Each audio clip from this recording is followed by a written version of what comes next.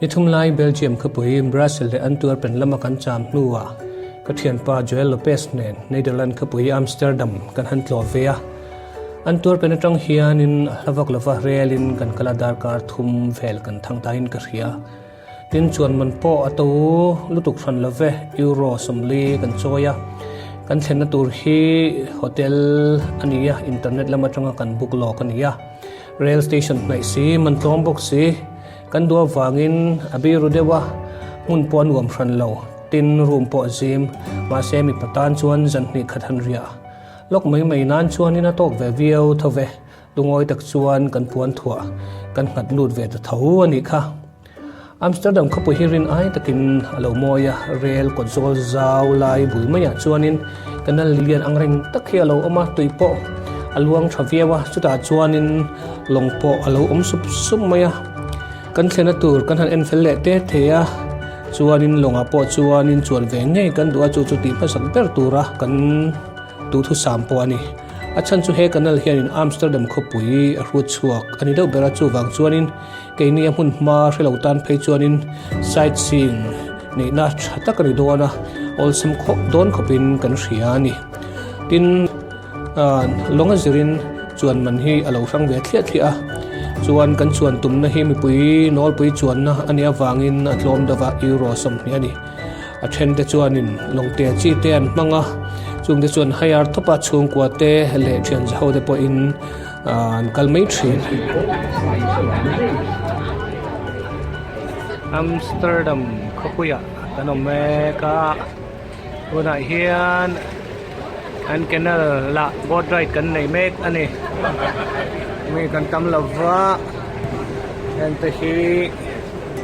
an chuan pui te hier aan uw rechterhand, daar ziet u een fietsenstalling voor 4000 fietsen. On your right, you see a parking.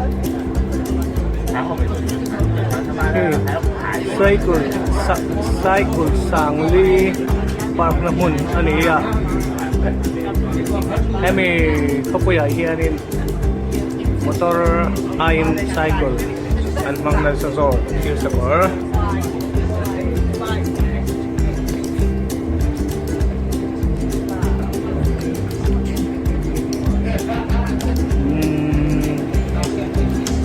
adventure ate chi chung kuang lek akhal chi te no pa ai moi ngai zong chi ania khilai kirel ratlana chuanin adventure ahu au dau aman tom chi te ani lama tuna kan chuan na po hi man tom chi ani tuna kan chuan na man hi helam paisa chuan cheng som takhat ania darkar khat akal kwal dona chuan India ram paisa chuan cheng jakwa ang vel ani chu pakhatan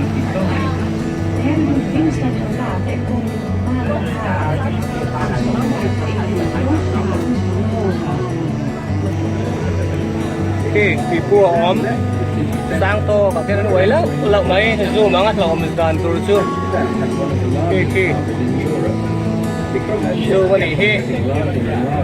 it became necessary to construct complete la om ngot tang very largest ships could load and unload their cargo.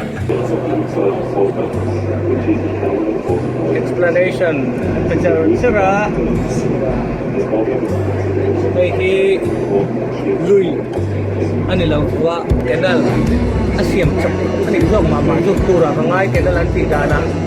ma sengin phone luk tu mai pui tak tak ang main ma ko lo lo ko ten ho ma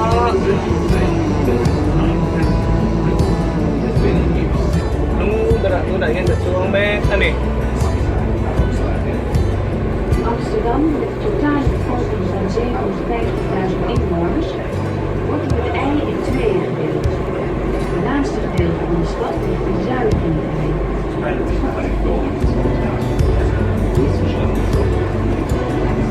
Laptong kalau kalian coba udah. Saya mau datang lah, Oma. mani la ve tim shibang mani kan lakha ta lam le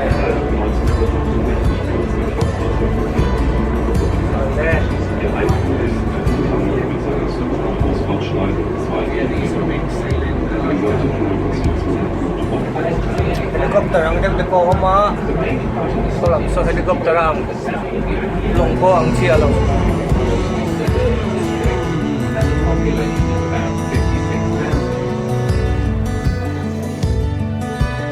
chuan longa chuan kan han chuang tange ya darkar khan vel long chuan Amsterdam khawpui chu kan han fangta anu mang ve le mai an sakana moya a hun ma thiang lim le thin boka tin mu an nuam hrim hrim a thil an en reng hi lo thiang hlim em vek mai ani tin kenal po a fai tuila thiang hlim em a nom chitin painan an mang ve lo ti a chiang hle longa kan chuan chung hian hun poimo kan hu theide chu Western Church te Annie Frank Museum te the Skinny Bridge te Amsterdam River te Heritage Museum baka thil sakor an pak na hun lian zet mai le Amsterdam ko chunga inte bera an soi te ania en baka hianin long inatana an man ngal nom sup boka chung de po chu a mu nom tham ve viawani Amsterdam hi ramafaya athiang hlim hrim hrimati lawa chuanin a khan pa thil ming thang tak han tlo tur an nei vak ka helova museum hian nga maya kan soi tak museum baka khan Rich Museum te the Van Gogh Museum te Unsboot Museum te Rembrandt House Museum te le Amsterdam Municipal Museum te the Museum of Tropics te le adang te polo omang tin Sex Museum khen poi na oma hero chupo na tuin kan bi dug ringot ani museum nilo kan to le pakhat chulal chen na in na nia the Royal Palace antia he in hi amoy hlea in sakdan achang ka nga chu mai baka tualzol chena pangpar te hi lo tam a munom thamania pangpar ngai na tan phei chuanin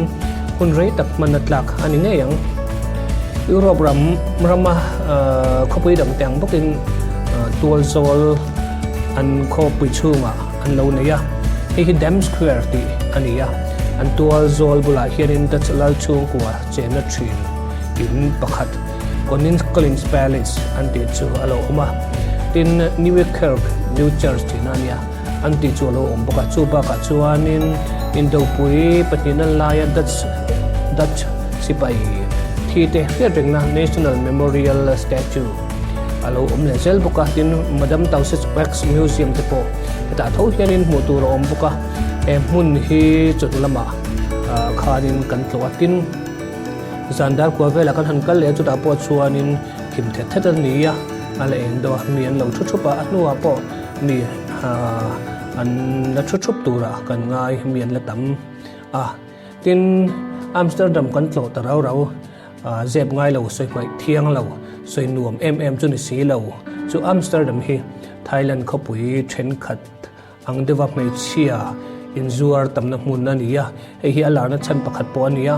amai rojo heng inzuar te hi zan re lama kolaya ve nul lovin showroom changkang taka donate tu ten an thil zor an lo pholang hianin dartlang chana an lo in pholang meya khawpui po an ti tok vak in omlo ani Amsterdam hian zan ni kan viaka aram athiang hemaka soi to ngin amoi mai boka mian hoi homa an fel boka anuam khop mai German ram ma khopakhat kolon lam pantun kon lani le wangin chumi in buat sai chuanin hun kan mangta zana tuitaken kan muwa jing kara chok turin kan buat sai lenta ani